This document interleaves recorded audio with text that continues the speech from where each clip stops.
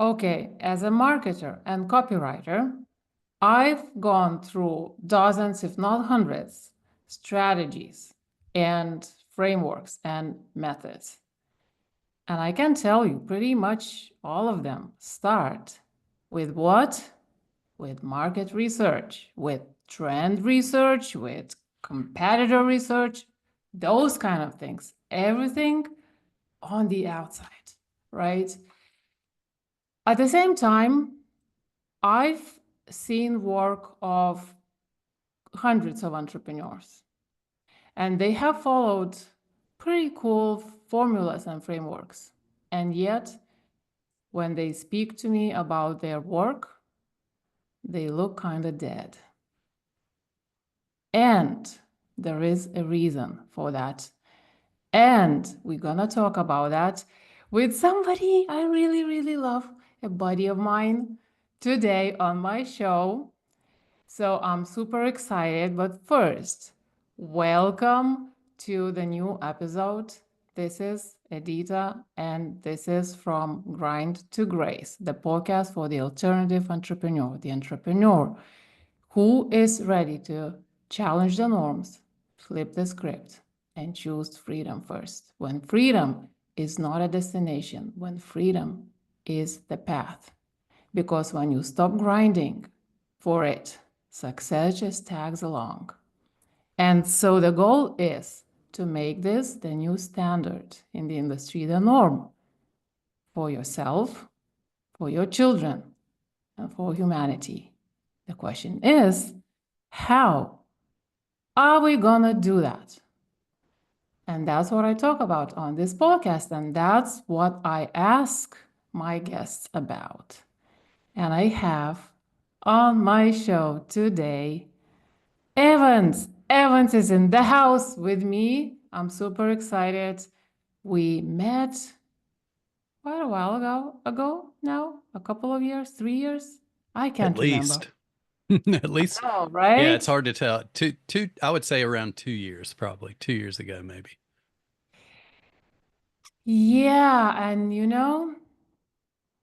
You and I was have a been through a lot of changes over those 2 years, so it makes it feel a little bit longer. So yeah. probably, yeah.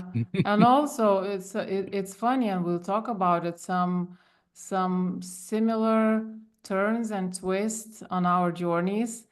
And I think, and so we can talk about so many different things. I guess I kind of like created that overarching theme as per my intro. So we're gonna definitely talk about alignment and authenticity and those kind of things. And I guess I want to start after you give a little intro about yourself. I guess I want to start with your recent happenings in your Mhm. life, and your findings and your ahas and very, very intriguing things, like you basically shut everything that you were doing. So Hmm. those kind of things. Over to you.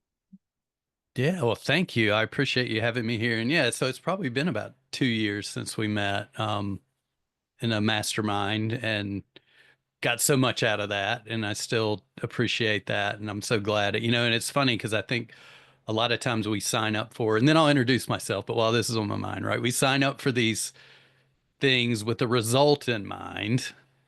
And usually there's like great frameworks. We get excited about that, but it's the people that you meet in those that turn out to be, I think, the biggest assets and the most value and the biggest benefit that I've ever gotten out of investing into a Mm-hmm. program or a mastermind or whatever that is. It's not, and I love the people that we invested with, like the mentors, the leaders that took us on this journey, but it was the people that I've met in there and some of the friendships that I've made, like yourself, that have really made the most impact on my life. And so that's what I love about those. So going from there, so you're asking me about myself. I'll just introduce real quick. I'm scary to think of, but I've been doing this for like over 25 plus years in the online digital marketing slash entrepreneurial space, and seen a lot of things come and go, done a lot of probably the things that we don't want people to do. So I've seen all sides of the coin, right? I started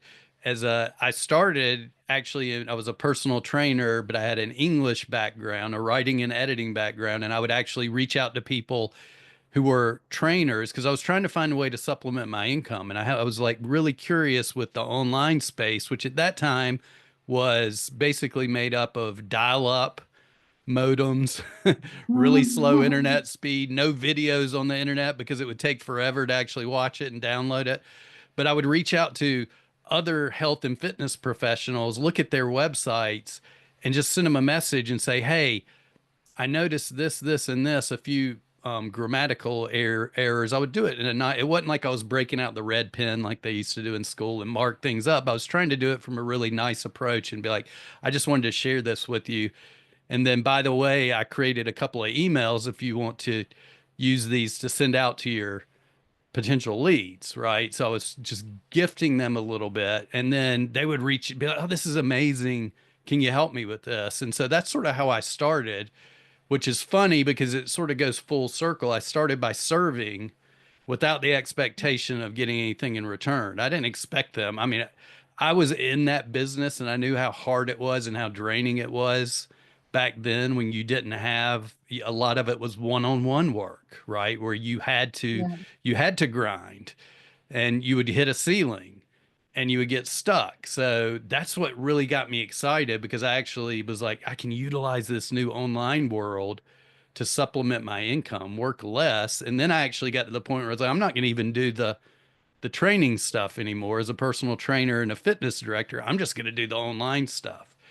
And that led me on a journey from more freelance work, learning a lot of different things, learning the marketing from inside and out. My biggest break was when I got into the podcasting space Mm. with a really cool person. His name is Pat Hyben. He ran a podcast called Real Estate Rock Stars with Pat Hyben. And we met. I won't go into the whole story how we met, but we met, formed a great bond. He was a great human being. What I discovered was behind everything he was doing, he had this mission to where he wanted to help people stop working so much because he was Mm. working ridiculous amount of hours, not making any money. He totally switched his mindset to where he was going to work 3.5 days a week. And he ended up like tripling, if not quadrupling, the amount of money he was making. But he got to spend time with his family, his young Amazing. daughters. And so that connected with me, and I wanted to help him. So we went from him being the owner of the business, me being a contractor, to me being a partner in the business, and we grew that podcast to almost 5 million listeners by the time I left. Turned it into a way to get leads and sales on Mm. autopilot, where he could just show up and do what he loved to do, which was interview people. So I took that method, and that's sort of what I became known as. And at that point, I was like, I'm going to stop doing this just for Pat.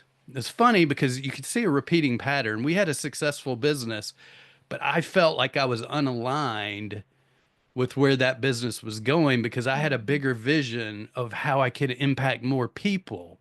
So I actually walked away from that business. The business was the podcast and business were eventually sold. It's still out there, which is really cool because I can sit here and think I helped this thing and it's still Mm. out there helping people and changing lives, right? I think it's got over 1,000 episodes now, 1,100 episodes. It's crazy. But so I left that business to get more aligned. I'd become a father.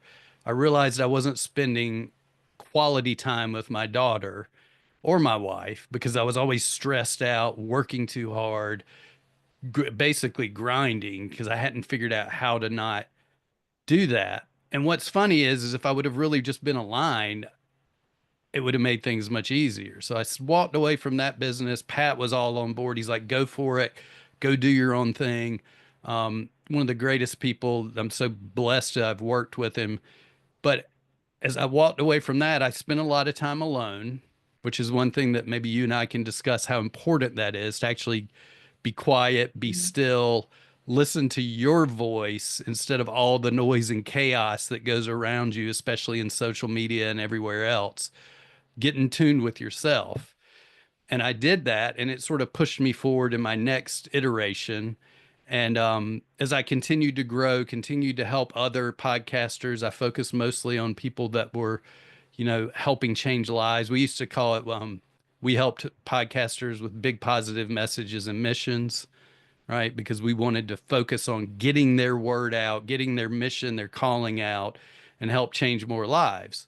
So fast forward to about last year before the summer hit, and I had a successful, I'd launched something new called Podcast Profit School. It was doing really well. It was my way of giving back. I was running virtual events, which is where a lot of what you and I met through. And I loved it because I loved showing up and just like seeing people, the impact and them getting excited and the changes that were happening right there on the Zoom, right? You could see people's like these ahas happen and their eyes light up and see them get excited. I even had a Yeah. lady jump out of her car one time, run around in circles, screaming and yelling. It made it into a book because of that, right? So that was where my path was. But there was a point where things were going on and I just wasn't feeling aligned again, right? And I think it goes back to expansion and growth, where I read in one of my friend Richie Norton's books, he talks about you could be really amazing bricklayer at laying bricks, but if that does not feel aligned with you, you have to walk away from what you're doing to go find that next thing, right? Just because you're really good at it, if it doesn't feel good, you don't have to keep doing it. So I gave myself permission to shut that down and to finally step into the thing that had been pulling me for a long time. Ever since I left the first podcast business, Real Estate Rockstars, that's where I started meditating, doing things. And that's where the first things I had hints of the infinite impact method and the servepreneur blueprint. And all these things were like sort of coming through me, but I wasn't acting on them. And Yeah. eventually that caught up to me. So that's sort of where I was at. So we'll stop there. I'll just share. I shut that business down, like you said, Podcast Profit School, which was sort of hard. But here's the thing, even though it was successful and I was successful, money wasn't coming in the way you wanted it to. It was a lot of scarcity, a lot of roller coasters, a lot of, feeling. And it So I looked shut like, that down and moved on. right, it looked like you were flying. Yeah. And And it doesn't you were feel so like it active for the and active, person. and I was seeing you everywhere, and then suddenly you were nowhere to be seen anymore at some point. Yeah. And But that at isn't that all, the that can be the grand illusion of the online space, right? Because a lot, and you and I probably have discovered this because we know so many people that a lot of times you see what looks great on the outside may not be great on the inside. And for me, it wasn't that I didn't love doing what I did. I loved the people I was helping. It just felt like I was being called to something bigger and different and something that was more aligned with me, something that I could like totally say, this is mine. This came through me. I'm following the intuition. I'm following the alignment. So I actually shut Podcast Profit School down. And by thinking about how we're going to move forward, we sold our house. We, decided we were going to leave the town we had been in since my daughter was basically born. Like she was an infant when we moved there. So we've been there and I'd been there forever, but we had been there for like 13 years, 12, 13 years. Turns out at the same exact time, she decided for her eighth grade year, she wanted to go into virtual school. So it was like everything conspired once I made the decision to Mhm. step into that next phase where you think problems, you start seeing obstacles, but what if you really open up and let go, you can see that there's like something working for you to to guide you there because otherwise it would have been how do we move her out of her eighth grade school so she's going to miss all her friends and do but she wanted to go virtual and we were like okay well let's just sell the house, shut the business.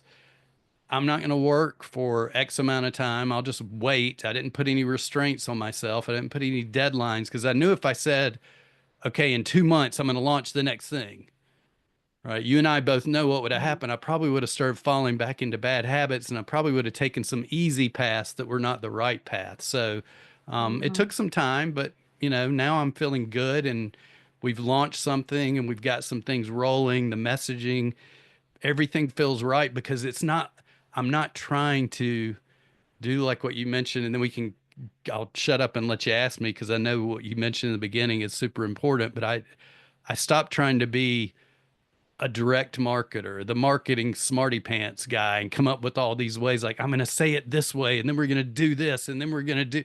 I was like, why don't I just spend some time and just let it come through me? So I actually did. I practiced what I preach. I shut off social media. I was going to do it for like a week. I did it for almost 3 months. And it was so amazing. The expansiveness in my brain, it was like it opened up to so many new possibilities because I wasn't being shouted at.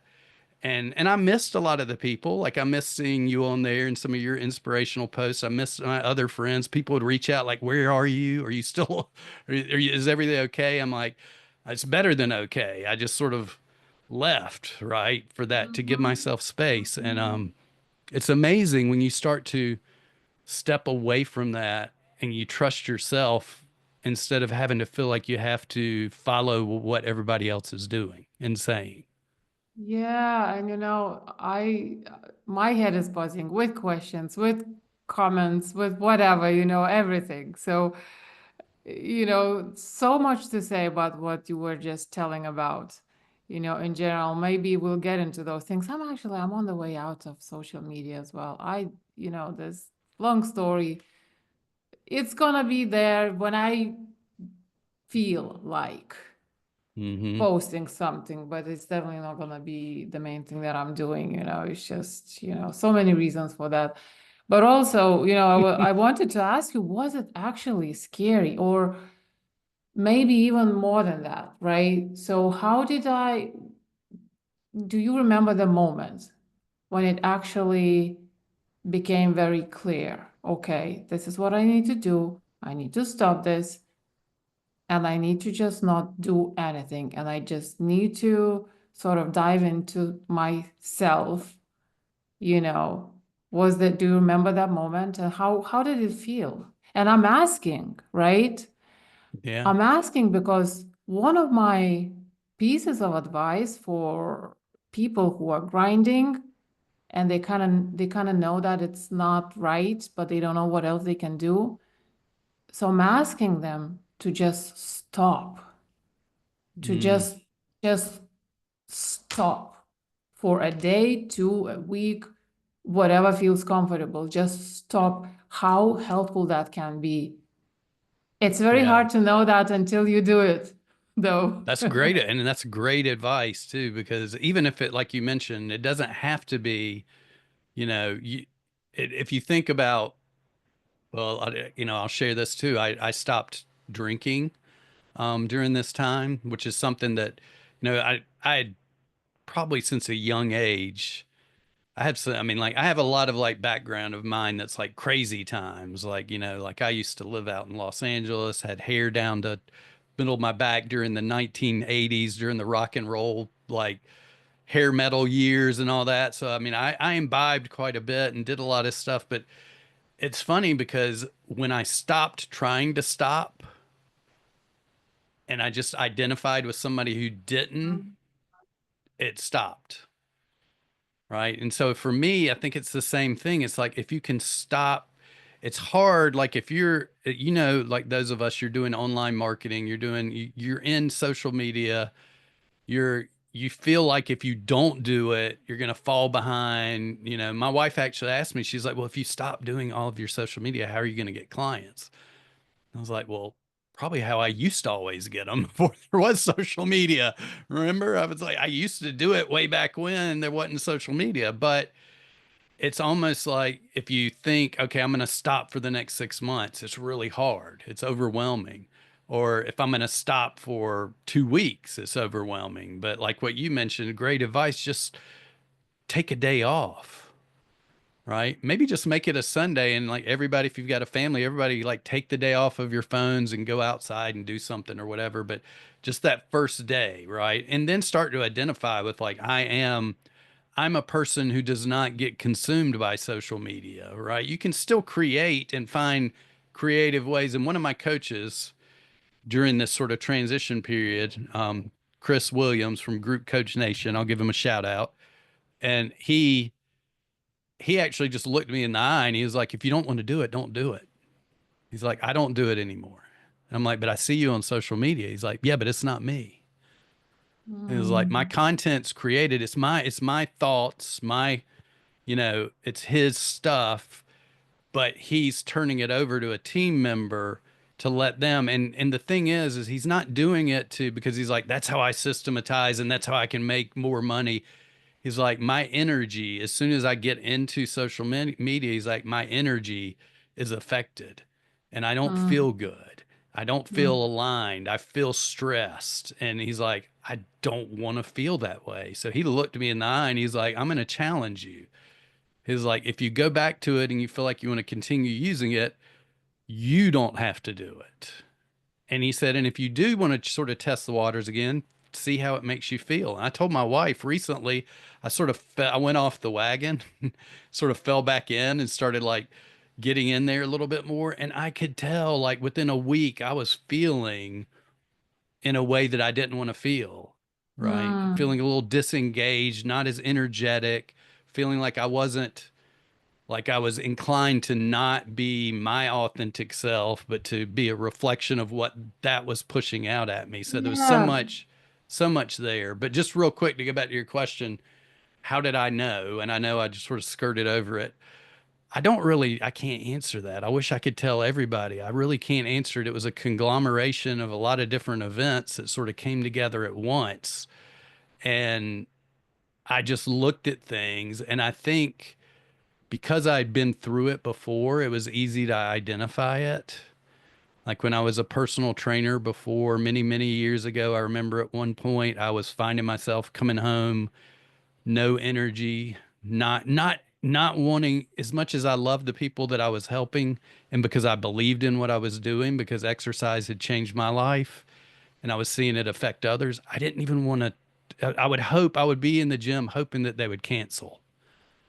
Right. And so I started feeling that way. When I started feeling so unaligned that I didn't want to even see the people that I really enjoyed seeing who were my clients, I knew. And for me, a lot of it that when I found myself like constantly trying to find ways to not grow podcast profit school, but to find other things to do, I was like, something's wrong here. It's not Mm. it's something is not working. So I think to me, that's it. It was a conglomeration of external events for our family and some of the things, financial things, the school stuff with my daughter. But it was really, for me, it was more of a feeling kind of thing. You just start to feel stressed and you procrastinate more. You feel uninspired, unenergetic. And when you start feeling unfulfilled, when you start feeling those, that's a pretty good sign that something's off. Yeah, my philosophy is, and I'm not saying it's always the case for me, and I'm on the learning curve myself, I sometimes I call myself recovering grinder, but I guess you want your business to fill you with energy rather Mm, than drain your energy. And I'm saying I wouldn't have said that a while ago, like a couple of years ago. I wouldn't know what it means or what it looks like, but now I do. And it's amazing. yeah. When you are in this alignment and you kind of like you can't get out, you can't wait to get up. And I sometimes do yoga in this very room, right? And I do, and I get an inspiring idea. And I can't even finish my practice. I need to sit here and, Right. start typing or something. So how did you so a couple of questions, I guess. So one question is, what is that alignment? Like what is it? And I keep thinking about this book, and I have that book beside my bed on the locker. for years. For a long time, it really resonated with me, but I was not, it wasn't clicking to me the same way. And it's a book about yoga. I do yoga. I can teach yoga as well. Uh, and it said, and the title of the book is Teach People, Not Poses. Mm, The, the moment I saw this, I loved it. And it was like, it's like 10 years ago or more. I don't know. Now it has the meaning of it leveled up for me, even, I don't know, many, many times, right? yeah.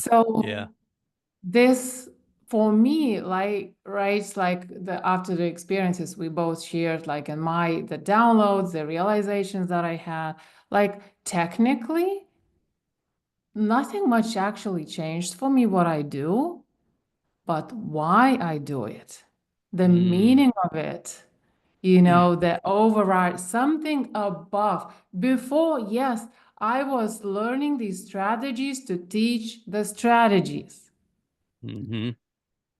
Yeah. I You get that know, 100%. I now, don't think you and I are the only two people that are right? connecting with that either that are watching this probably or listening. You know, and so, but then it dawned, oh, wow, okay, those strategies are there, or I want them, or I want to teach them for a reason. Mm, You yes. know, that was a big one for me. So what is that? How did you find that thing for yourself, that alignment, that reason, that meaning? What was Well, happening?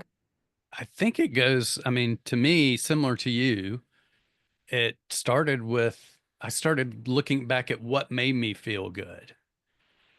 Right. And so, and what excited me? What do I like talking about? Like it was funny because we just found ourselves on a family trip in Maine and we were staying with my wife's uncle and at this beautiful, like old farmhouse. We were in Mount Desert right by I think it's Acacia National Forest up near Bar Harbor. For those of you that are listening that may know, this is my first time ever going to Maine.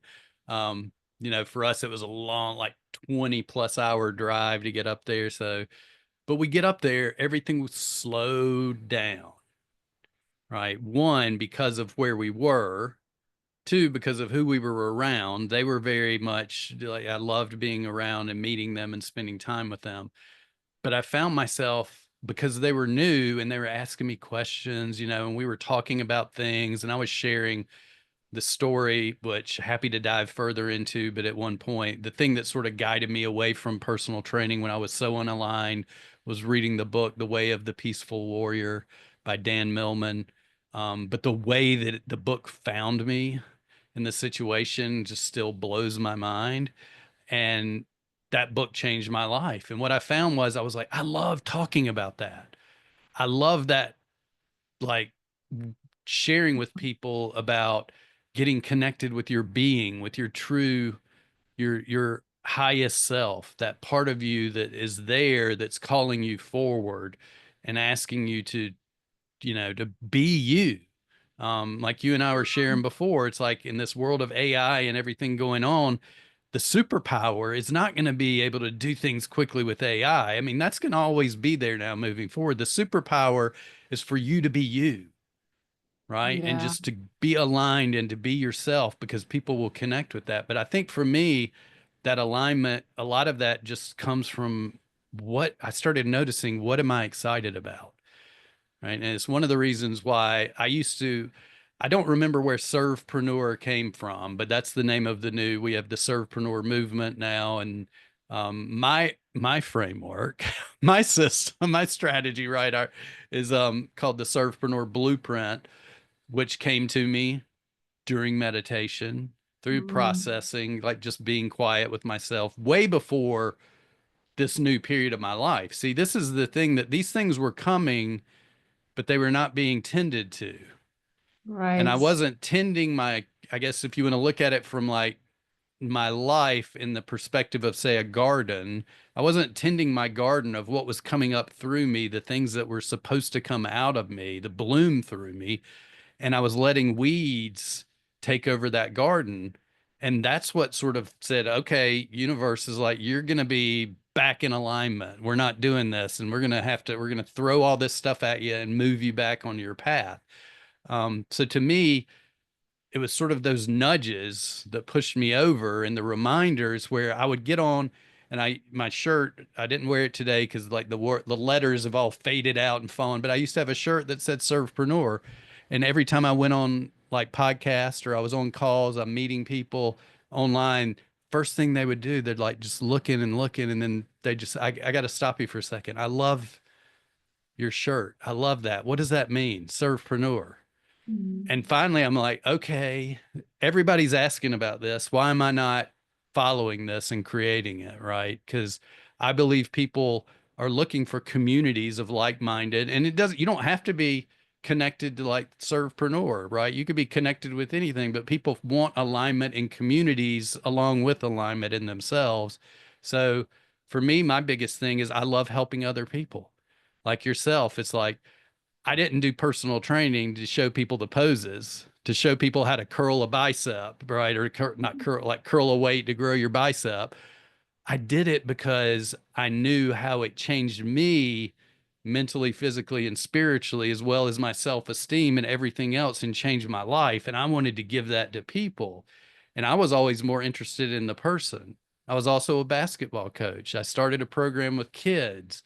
So I kept looking back at these things that I'd done and reminding myself how much, not that I gave them things, but the things they gave me and how it helped me grow and feel better about my life and get excited. And I was like, I want to keep doing that. I just want to connect people. I want to help other people benefit. And I felt like I could do it when I started finally showing up, following the thing that I was being prodded to do, right? Even though it was scary, like you said, leaving something that was a definite behind, shutting it down, and sort of stepping back into the wilderness, not knowing with that uncertainty, where is this going to lead me? Is it going to work? And that's still, truth be told, to be seen, but it's so much more fun, right? It's like you could do a lot of things and you never know it's going to work, but if they if they don't excite you, what's the use in not having fun while you're doing it, right? So it's like Yeah, you don't I know, control the right? outcome, but you control the day-to-day activity. So enjoy it. Yes, I think the big problem is that a lot of people don't know they can. A lot of people don't Yes. know it's allowed, it's okay. A lot of people don't know they have so much wisdom inside of them. And they keep Yeah. looking for this knowledge, for these external sources and resources. We and our culture kind of reinforce that kind of thinking that knowledge somewhere is somewhere out there and somebody else knows better. When we are talking about strategies, methods, formulas, I think one good question to ask is, are they created by humans? If they are, which they are, is any of them a fact? Well, and also, if somebody else can create a strategy that aligned with them and came through them, you can too, right? Yes, and so I love Dan Sullivan's. He has this little book called how to I can't remember, but basically the how to become calm and free, something like that, right? Short book, three principles, if I remember all of them. So the first one is everything is made up. Second is no one is in charge. Oh, and the third one is life is unfair. Mm, Everything is made up. Every strategy is made up. Every hmm. hook, every name, every title, everything, right? So I would like people to hear that there is so much wisdom inside of you. And what you need to do to access that is to stop. If Yeah. your energy is not flowing and you're not enjoying, like Evan said, just stop. Yeah. How do you think people can be encouraged, or how can they trust that wisdom inside of them? Because what happens for me and for many people, we do a full circle, we follow this strategy, that framework, blah, blah. Oh, nothing's working. Oh, it might be me, Mm-hmm. in the end. How do you think they can start trusting that they have so much inside of them?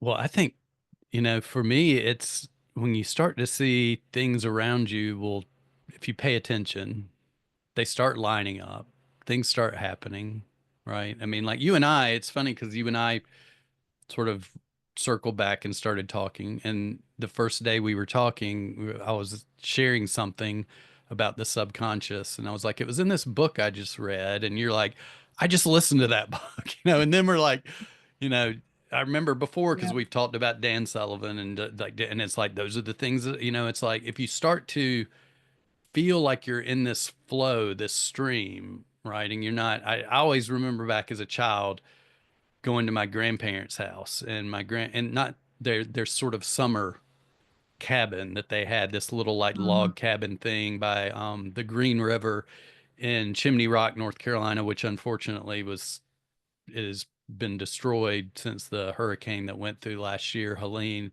Um, but I used to get in the Green River, and I remember like my favorite thing was to just float down this river with no inner tube, anything. There's rocks everywhere, but coming back up was really hard, right? And you notice if you get into something and you feel life sort of flowing you along, then you sort of trust the process. You realize, okay, things are starting to happen.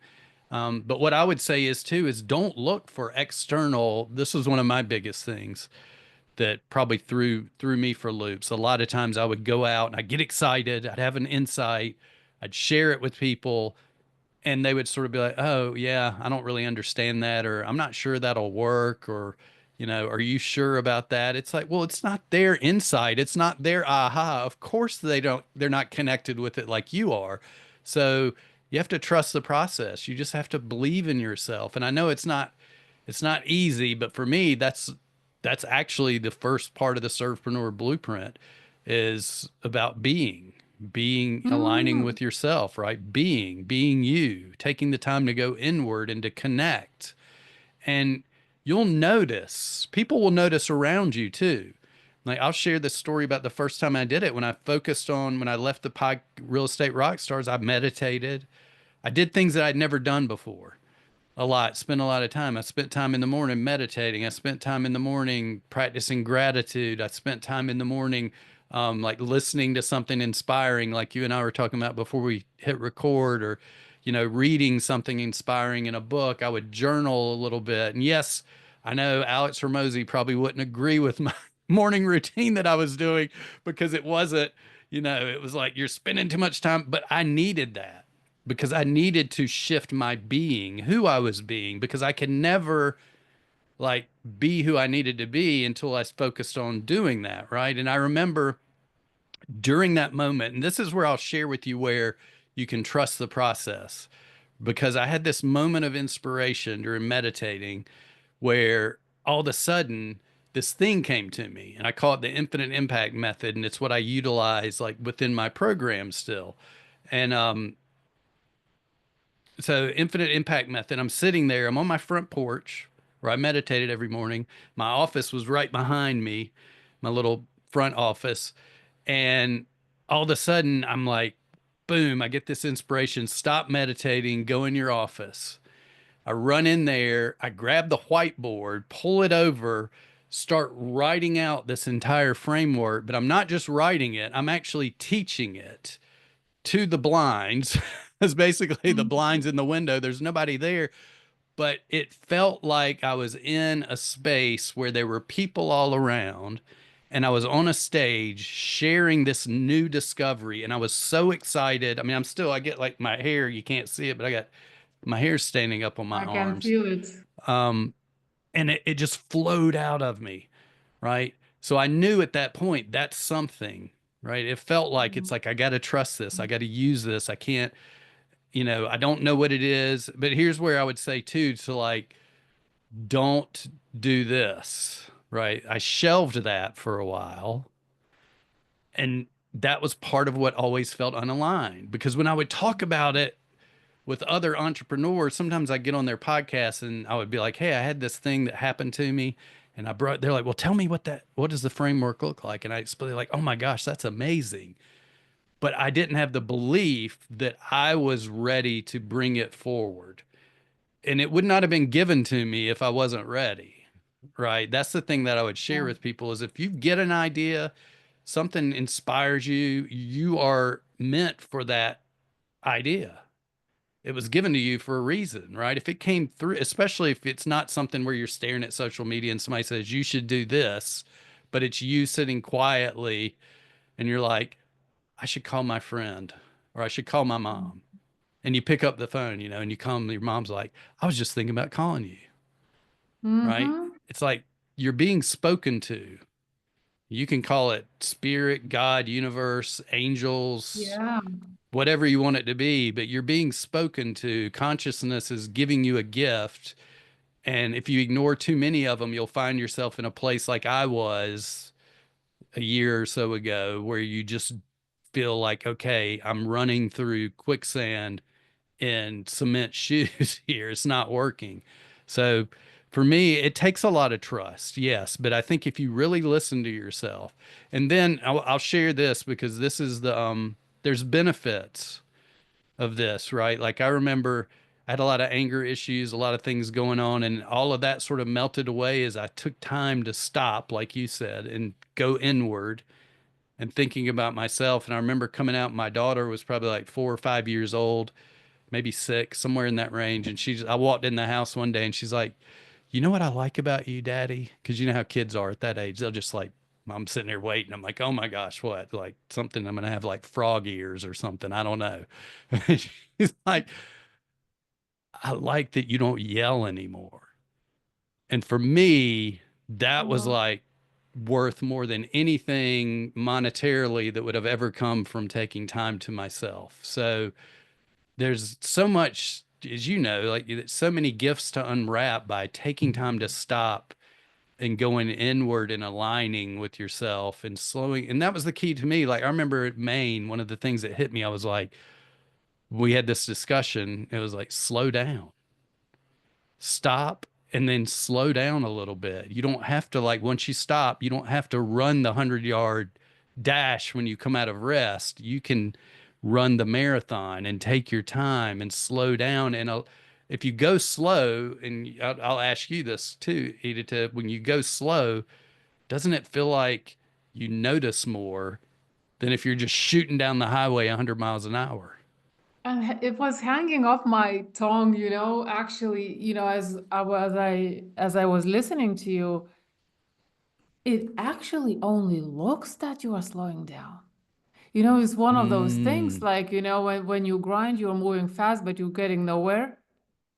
When yes, you I love slow that. down, You're really going faster. you're actually going really fast to some destination because so many times and it feels uncomfortable in the beginning, right? So, like, I have to say, I'm probably working most of the time now, even though it's not looking that way.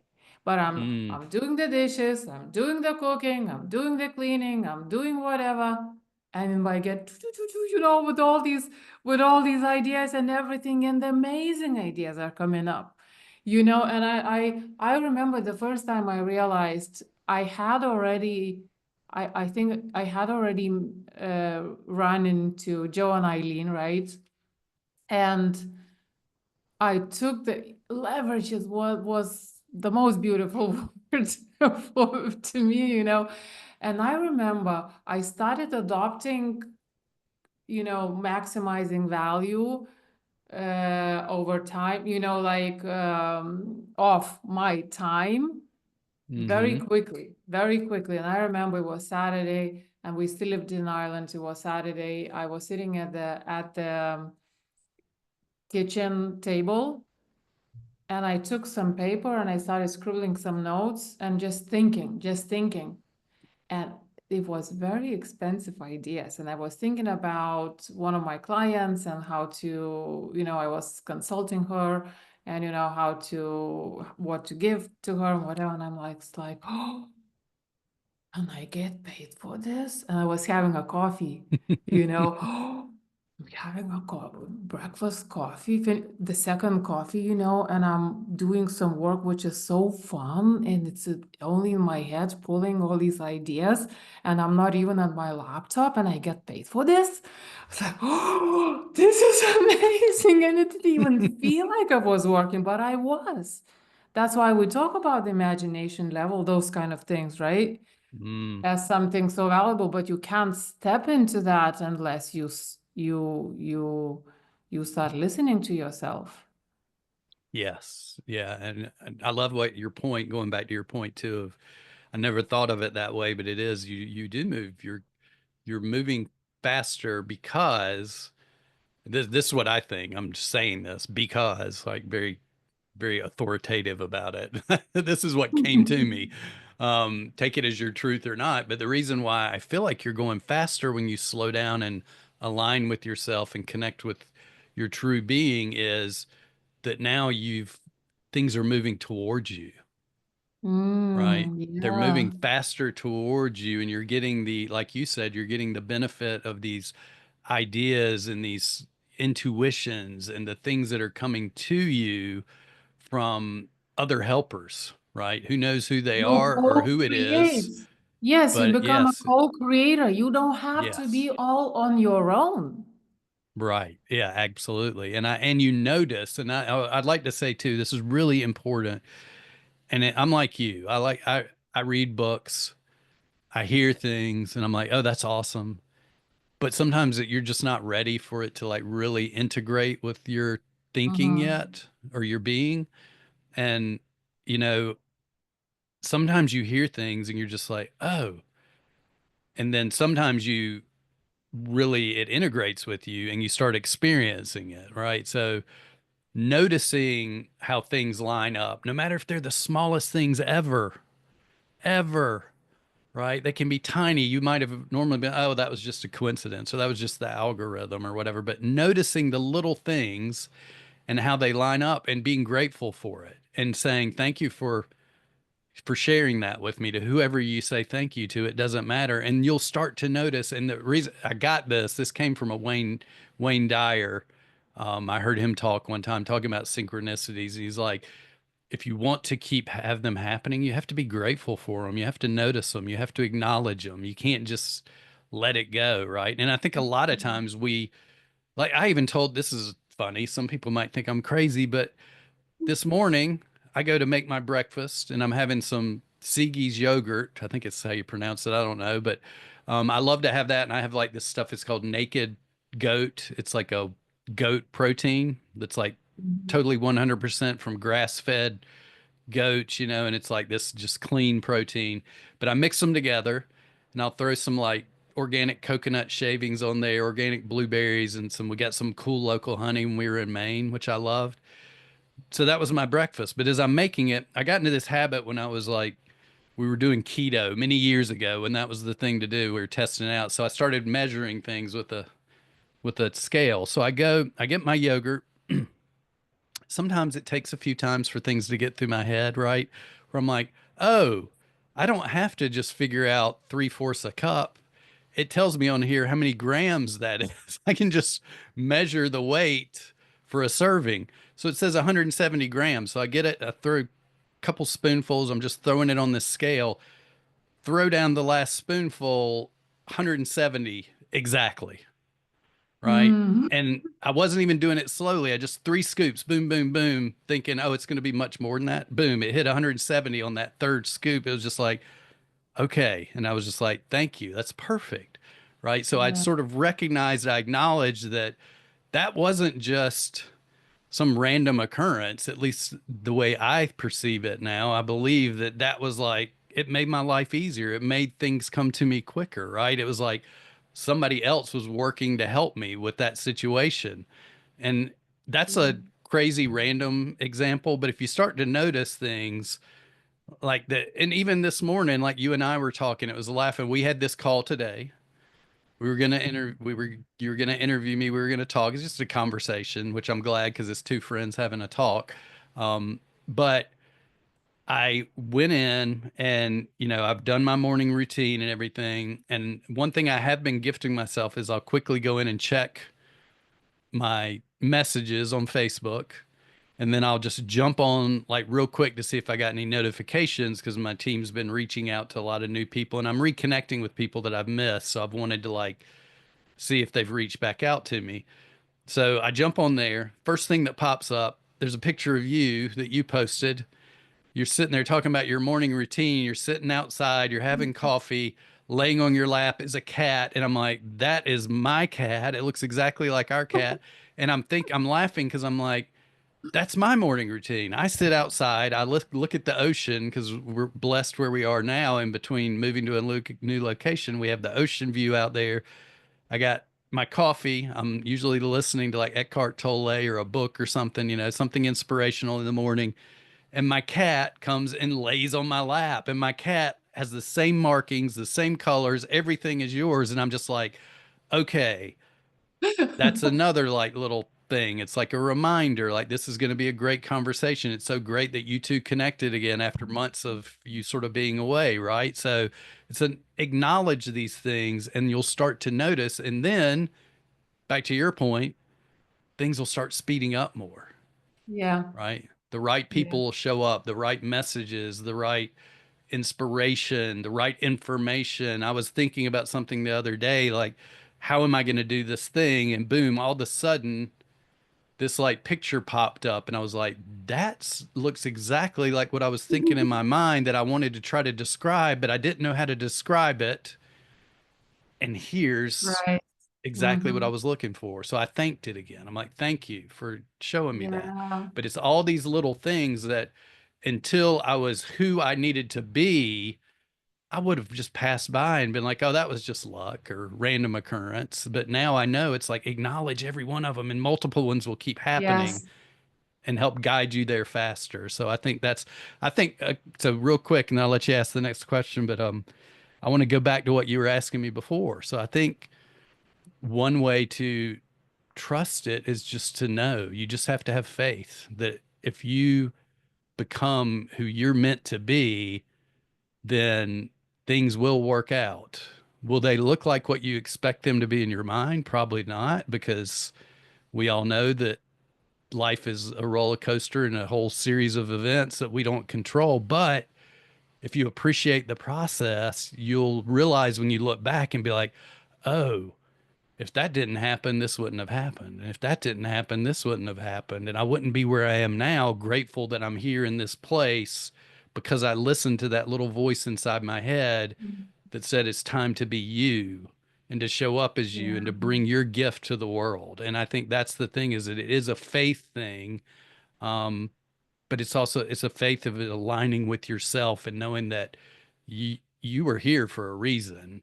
You're just not a random act of showing up, right? You were here for a reason. And if you don't align with that, unfortunately, you'll probably one day be filled with regret. And I hate that for people. And that's one of the things that drives me forward now is one of my biggest things is I want to inspire and help other people step into their true calling, whatever that looks like, and feel safe and secure in that and feel like you have a community of people to support you with that and know that if you change one life, you've created a massive impact on the world because of that one person that you helped or changed their life through your gift. And to me, that's really important. Yeah, beautiful. And just to continue what you were saying, even the lights, I have blue light behind me, and you have a blue light behind you as well. Right. And like I say thanks to all these little synchronicities as well. And and they multiply. Like even, I have sun catchers hanging out. If I see a, rainbow from one of them, somewhere on the floor on the table, or a ray of light somewhere. Oh, thank you. Mm. I don't think it's random anymore, those things, right? So, and then there's more and more and more, and they multiply. I started seeing about a year ago number patterns everywhere, Mm. and I started showing them to people, and now people around me are seeing them everywhere. It's so funny as well. But That was then I something that during my transition, that was something that I started when you asked me about going back to like when I decided to shut Podcast Profit School down. After I made the decision, one, I immediately felt better. So that was Mhm, a clue that of I was doing course. the right thing, right? So this is bringing back some of these things that I couldn't remember earlier, but it made me think that. And then I did, as I shut it down, I didn't want to just leave everybody hanging, right? Like, oh, it's over. Sorry. I gave everybody, like, we're going to stick around for the next couple of months because that'll put us at a full year, what I promised you all in the beginning. But I Mhm, felt I was so much more energized the rest of that time. But doing that, I would look up at the clock and there would be like, I was seeing 11:11 everywhere all the time. mhm. I would jump on my podcast profit schools and, it would be, we start at 11 and when I'm talking and talking and then somebody else is like asking a question, I just glance over and boom, there it is, 11:11, right? And it was like on my phone. And so same thing, right? But it was and almost and like there were also, these, and it would make me smile knowing that okay, that's somebody is giving me a reminder. They're saying, "Hey, don't forget you're on the right path." yeah, Um, I so know. yeah. Or if I'm sad and I see a number like that, I'm like, yay, thank you, thank you, thank you for supporting me. Thank you for letting me know that I'm here, and everything is gonna be fine. You know, Mm, and I would say, these people would say, now we're just paying attention to the clock more. But I really know that a year ago I was not seeing these things everywhere. But also, it's not only the clock.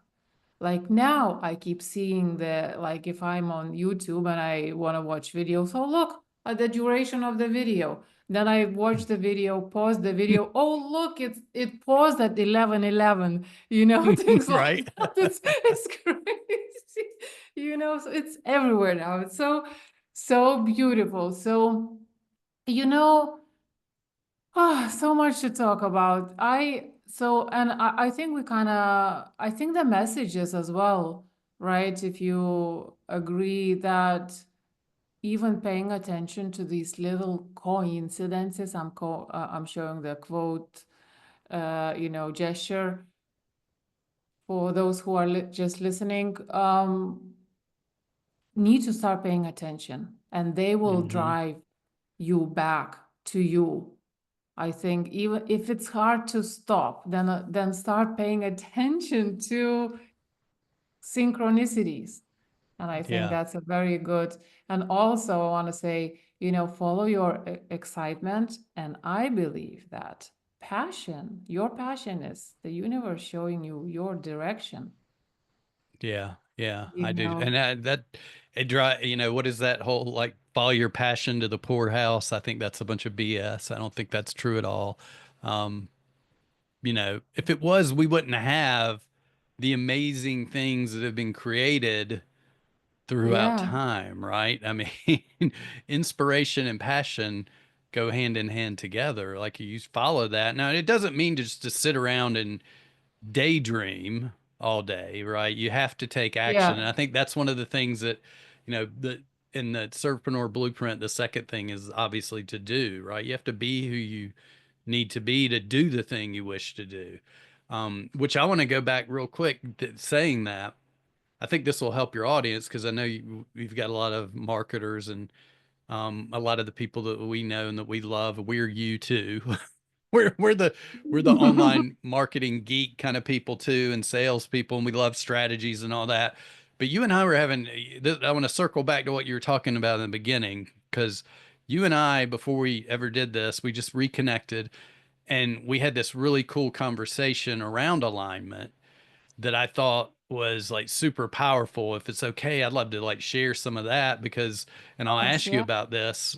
Do you remember you and I were talking about um, offers and people getting so excited? And it's like, if you're not ready, like sometimes if you're not the person who needs to be that person or you're unaligned, your offer, your business, all of that's going to feel like it may feel like you're doing the right thing, but you're not getting the results that you should get, right? Even by doing it. And you see other people getting results and you're like, well, why am I not getting result following the same thing? And a lot of times you and I were sharing, it's like you're just unaligned with your offer, with your strategies, Mhm. with your business.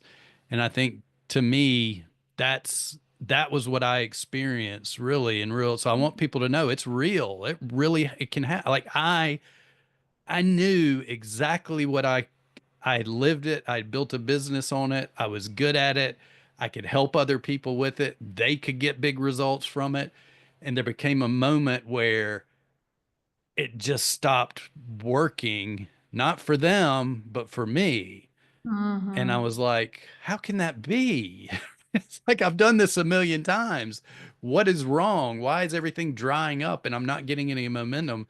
And I think it's a lot of times we tend to beat ourselves up and think it's my fault. I'm doing something wrong. I got to send out more emails. I need to do more outreaches.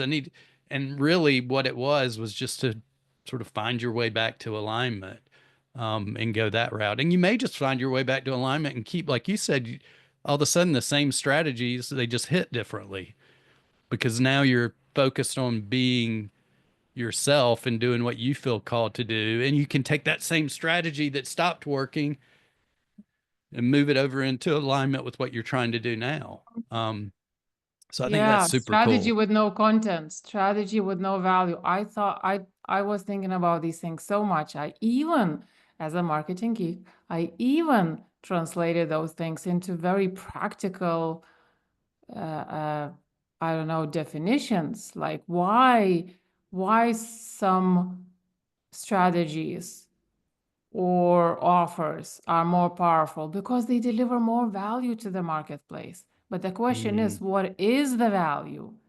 And it's hmm not the little tactics and steps and those kind of things, especially if you're not connected, if you're not behind hmm all of that. So obviously the value starts within yourself, This is right? funny because I had this popped in my head and this sort of reminds me of that, right? It was like I wrote down I don't know what I was doing, but it came to me and I jotted it down on my little notepad. And it was, you can be the kind of person that, and I was thinking about this from a place of what we're often taught as entrepreneurs and business people, like find the problems and solve the problems, Mm-hmm. right? But what came to me was, okay, you can always be putting out fires, or you could really be of value and help people never have fires. Mm-hmm. To me, Yeah. I started thinking, I was like, okay, forget solving the problems. What if you create the conditions for your clients, for the people you work with, so that they never have the problem? Who is of more value? Maybe it's equal, but I think I would like to be the one that sort of helps people not ever have the problem in the first place. And I think a lot of times that comes from not the things you're doing, but alignment with who you're being, right? And helping that person say, okay, what do you really want to do? What are you being called to do? Right. Let's Yes. do that so we can avoid the roadblocks and obstacles and fires. Let's like prevent. We'll be like Smokey Bear. I don't know if you have Smokey Bear over like where you are, but people in America, like at least my age, will remember Smokey Bear. But prevent forest fires. Don't just put them out. Then to me, you're much more value of the people around you, right? It's like, I don't Yes. know. I may be Also, 100% wrong, but that just came to me no, yesterday. I no no no no. I mean, so I've thought about it so much, and all the tactics and the steps and the little things, the implementation level things and whatever. That is not real value. That is not the value that is gonna grow your business wildly. But also, Mm, what I noticed that so you are people are sort of like they steer they're steered towards like market research, like I said in the beginning, right? And they think that the answer to the problems that exist are in the marketplace, is in the marketplace, right? And people forget that me as a person, I'm having this problem, is also a problem that I could be solving. If I am having this problem, probably more people are having this problem. But people are not trusting that their problem, their own problem, is important, Mm, right? And so for me, when I realized, and for the first time, and I really, really, really felt very, very sorry for that woman who I was. And I realized, oh my God, there are so many women like that, you know, then it clicked. Oh, it's okay to actually solve the same problem for people that I have. yeah, You right. know? I know. Yeah, it makes so much sense because even if you and we're none of us are, none of us have become, I'm trying to think of like the phrasing for it, but yes, maybe we've solved problems, but we're not at the end. There's always new things that come up, right? And I used to share this with people all the time where it was like, give yourself permission to be the Sherpa, right? Not the guru at the top of the mountain. Give Mhm. yourself permission just to be the Sherpa who's walking the path with the people that you're serving, right? Because if you think about it, like if I went to go climb Mount Everest with me and a group of other people, and we're setting out to climb Mount Everest, and there's the person like standing at the top of Mount Everest with a bullhorn, like, come on, you can do it. Just follow the strategy, the map that I handed you down at the bottom, right? That it's a lot different experience than having that Sherpa that's walking the path with you saying, you know what? This is where I stepped and slipped and fell down before. Watch your footsteps here, right? Going along that path with you. Give yourself that permission. I think that's sort of what you brought up. And it's like if you give yourself permission to not have it all figured out, but you've you've stepped in a few mud puddles and now you know where those mud puddles are. So you just turn around to the person and say, hey, look, step to the left here and not to the right, Yeah, right? exactly. They are much more appreciative because you're doing it with them instead of just shouting at them, telling them they can do it, right? Yeah, You're not just exactly. a cheerleader. You're not just somebody screaming at them. You can do it. You can make it. Follow the playbook, and you're actually walking it with them. And I think that's really important too, is to give yourself permission to know that even the people that you see and that, we've been in the rooms with a lot of people. I've been blessed to have some really, super successful, legendary people in spaces with me before. And we all go through the same thing. And to me, that's, and I'll share this because this is a sort of like it's going back to this and it's going to the strategies in the past. I think the biggest mistake we make, and as a human civilization in many ways, is, and this comes from like one of my clients, he sort of inspired me with this. His name's Greg Peterson. He runs the Urban Farm podcast, and he was talking about permaculture, right? And nature and permaculture. Permaculture is like a cycle. I don't really understand enough to talk about it here. I just know that I need to go research it more, but it was very inspiring because the way we think oftentimes is I help my clients get from A to Z. And to me, that creates just scarcity and it creates like where there's a beginning and an end, but there is no beginning and end. If you start thinking of how can I like create this constant, the way nature works, right? It's a cycle. Everything goes through a cycle and it continues. How do I help my client? That's why my frameworks now are, I have one that's a circle because as you go through it, you become another version of yourself and you go back through Mhm. the same thing as another version of yourself. If you can create ways to remind yourself that your clients are not disposable. We may live in a disposable like world where it's like you buy this thing, you use it, you're done with it. But the way nature works, the way things will always work before us, will work after we extinct ourselves, if that happens. the cycle will continue, and they're all interrelated and they feed upon each other, right? It's all a collaborative universe and a collaborative cycle. It's not a competitive cycle. And I think that's where Yeah. we've missed the mark on so many of our strategies and Mm. frameworks is we think, I'm going to help you get from here to here. And it's like, okay, well, what happens after here? Why not Mhm. help them become the next version of themselves after they solve that problem? Because guess what? Now you can help them become that next version of themselves because you're always becoming a next version. I mean, if you look at the cycles that my sort of entrepreneurial journey have gone through, it has been through reinvention and growth. Every time that I've felt stuck, stressed, seen like revenue dry up or revenue so hard to get to that it used to be so easy and things just not feel right, it was always a cycle of it's time to expand, to transform, to step into a new version. And it's going to be scary because it's not comfortable because you're really comfortable and good at what you do. But if you just keep doing the same thing over and over and over, you're not growing, you're not expanding. And to me, I think that's the really important thing is it's just a constant cycle of rebirth and growth and rebirth and Totally. growth. Love it so Um, much. It's about the transformation.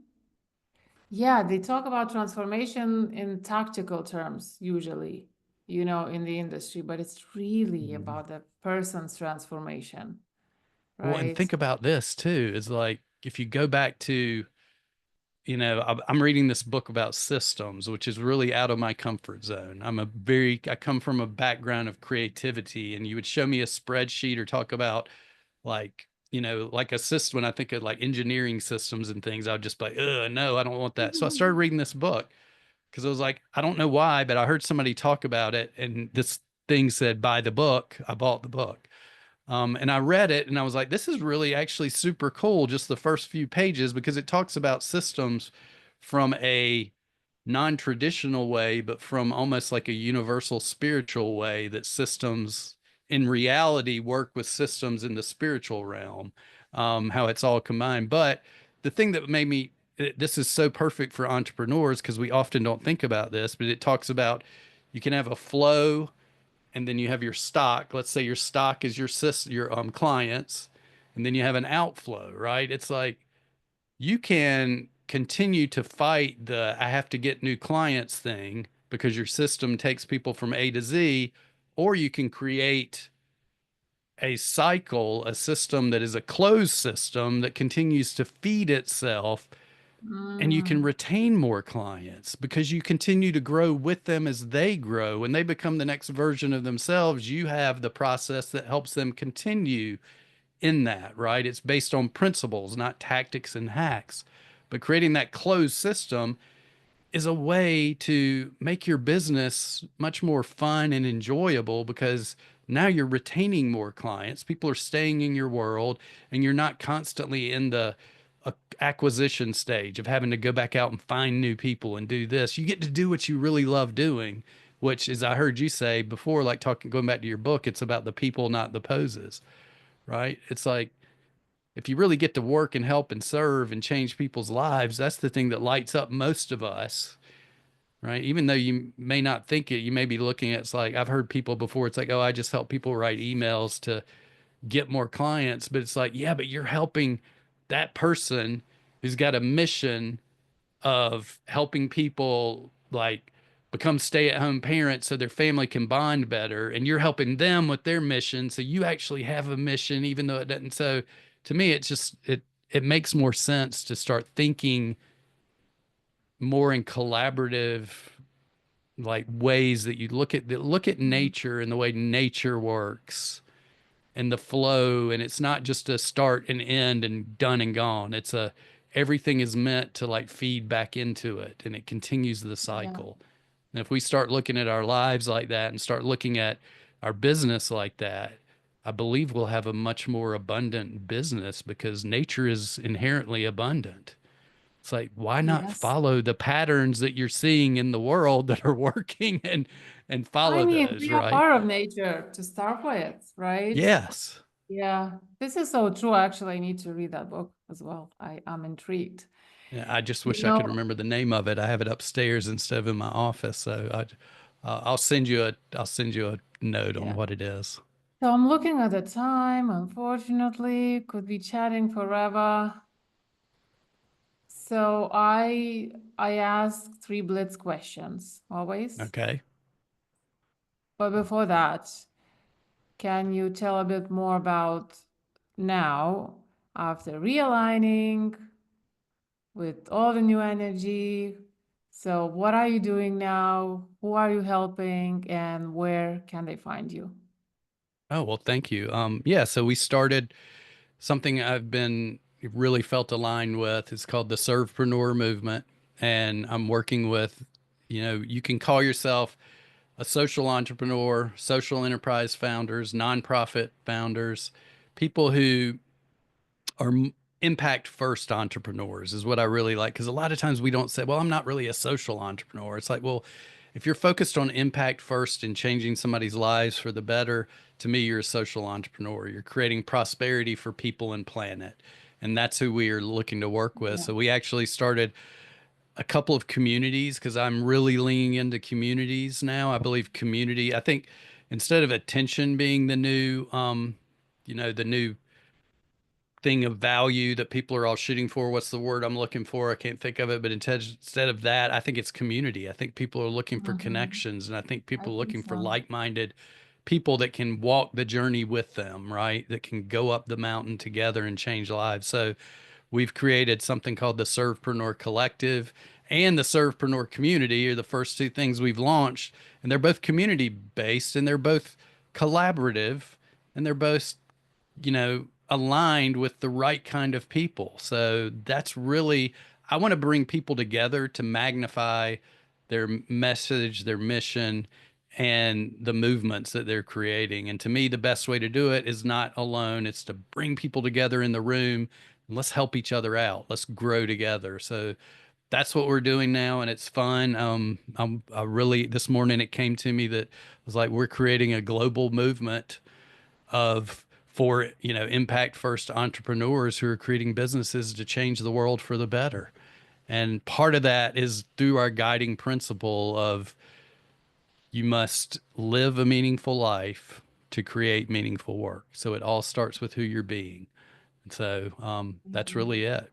We have a vision to change the world, and that's what I'm stepping into. So it all really had to go with me up leveling myself and who I'm being so I can help share with people like what you do, what's helped you, right? To become that person. So I really connected with what you shared. So thank you. So you can find out more if you just go to servepreneur.com, Okay, yeah. servepreneur.com, and it'll lead you down the path. But I think it's really smart what you shared, and I love it. And then I'll let you ask the questions. But I want people to really connect with that thing that if you really focus on serving the people, everything else will fall into place, right? Give Yeah. and you shall receive. It's a universal I principle. think that's the ultimate value. Again, speaking about delivering value to the marketplace, you Hmm. know, so that's the answer. That's the ultimate value, the impact. Yeah. If you're You you, know. you are truly delivering value. That's the great thing, right? So, and I loved what you said earlier about Dan Sullivan, what he was saying too. It's like I can't remember the three things now, but they were so awesome. Whatever. Yeah, He's, everything is made up. don't take it so seriously. Have Yeah, fun. I might be paraphrasing. Things are going to happen the way they're supposed to happen is really my belief as long as you are participating yeah. instead of anticipating. If you are a participant, then you may not get it laid out to you the way you want it laid out, but you'll end up where you're supposed to end up. I truly It'll believe get that. better, I believe. Yeah. Okay, thank you so much. And so the three quick questions is, so the first one is, what change would you like to see in the world? I would like for more business owners to, and okay, well, okay, here's what I'll say. Let me step that back because this just came to me as I was speaking. I would like to see people know that they have the choice to be their true authentic self and follow Mhm. their true calling. And if that happens, I believe everything will work out. Love it. Totally love it. Yes, yes. So the second is, what impact would you personally like to create in the world? For me, it's really one to remind myself to be my true authentic self, but to multiply, like I said earlier, to multiply the missions and messages and impact of others because I believe we can do a lot by becoming our own personal, our own authentic self. But I know we can do more when we get together with others and help each other create that impact in the world. So for me, it's all about serving others so that they can step into their authentic selves and multiply their message and their mission and create movements that truly matter. And the big thing, out selfish reason, I always tell everybody, I just want the world to be a better place for my daughter and my granddaughters Yes. now. I have granddaughters too, so but Did, everybody else as well. So did you notice that people kind of avoid saying those kind of things about it, that I want to leave the world a better place for my children? yeah, I you think don't hear that a lot. To me, that's super no. important. I think people are, I don't know, maybe people just feel like they don't share. I think I've gotten, and here's the thing is like I would never share anything like that like probably 5 years ago. I've just become more vulnerable and truthful and realize it really doesn't matter what anybody thinks about me about what I say because we're all going to think more about ourselves anyway. So, but I think that's really important. And we should all be leaving the place better for the people behind us. Mhm. Like Ram Just Dass always like says, we're all walking each other home, that's it, yeah. you know. Yeah, and the last question is, when you hear from grind to grace, what goes through your mind? Um, Truth, do it, follow that path. I think to me, I've experienced it, and I think that's one of the reasons why you and I connect so much is that we've both experienced it. And to me, what happens is when I hear that too, it just sort of it opens up possibilities, right? It just gives you possibilities. If you go from grind to grace and just let go, surrender, step into yourself, and start listening to the clues along the path of the road, it'll happen faster, right? I learned that today from you, so it'll happen faster. But yeah, it does. It to me, and I'll share this, like it's not just what I hear when I hear that, it's also what I feel. I feel Mm, relaxed and at ease when I hear you say mm. that. Thanks for So sharing it's very that. important. Thanks for sharing that. Love it. Okay. Thank you so much for being here. I enjoyed it so much, and chatting with you.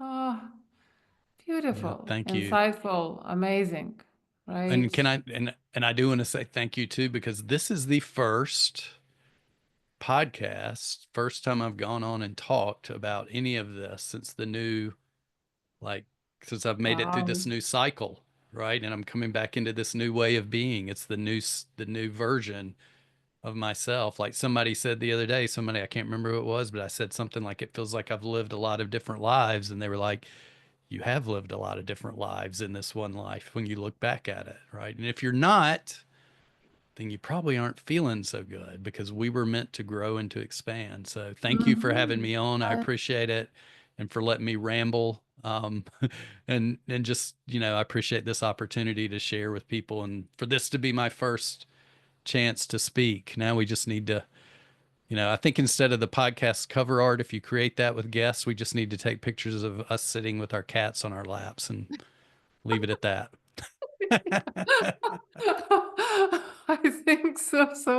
So cool. Well, you're welcome, and thank you so much. Like, really appreciate you. It was pleasure to have you on my show, and you inspired me to do a podcast. I don't know, podcast and your name kind of go hand in hand, you Oh, well, thank know. you. Thank you.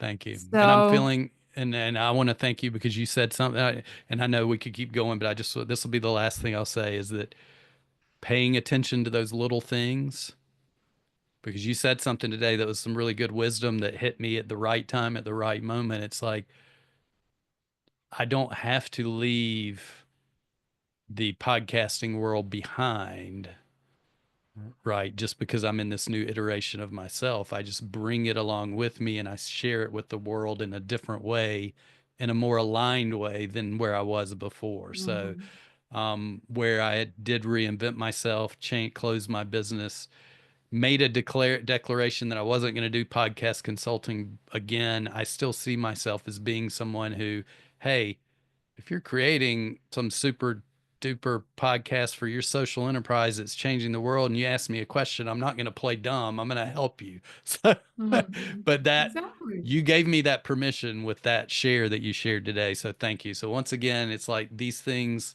in this conversation happen for a reason. I hope whoever's listening to it realizes that they're listening to it because they were guided to it, and to find that thing within this conversation that really connects and aligns with them. Even if it's just one simple thing, it could change everything you're That's doing. it. So Yeah. thank you. Yeah. So we better be And quiet now.